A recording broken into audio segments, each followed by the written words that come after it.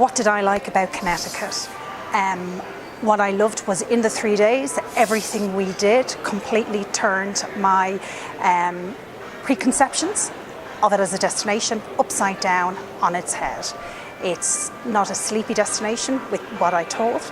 It has amazing attractions. It has amazing history that it showcases extremely well, and it is authentic U.S.A. With the amazing food to match. I loved the accommodation, the variations in accommodation. You have bed and breakfast, but not the typical bed and breakfast that we think of. It was home away from home with the highest standard of furnishings, comfort. You're just wrapped up in warm hospitality with great hosts that invite you into their home. So we had that on top of your authentic hotel accommodation with the sweeping staircases. Again, the old world hospitality was just fabulous. And then we have your chain of, Hilton accommodation, but they have the Connecticut twist on it, which meant it wasn't mass market. It had its own style, it had its own welcoming hospitality with the comforts that you know and expect from Hilton. In terms of product, definitely the fly drive option. The length of stay would be solely dependent on how much the customer had time-wise on their hands, because then you would adapt it to that.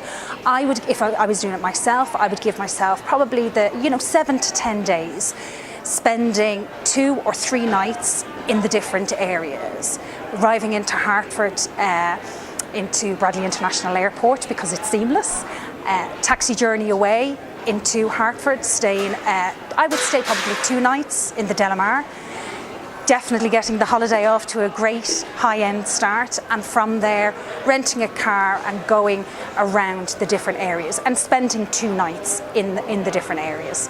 The Seaport, Mystic Seaport, without a doubt. We pulled up there, beautiful new state-of-the-art building, but designed around Northern authenticity. And when we arrived in and the guide said, we've got an hour and a half here, I thought to myself, okay, that's a long time for here.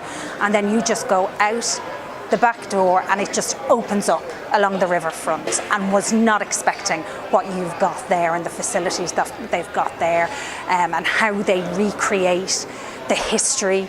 And it's a living museum, so we were very lucky that they were working on the Mayflower too.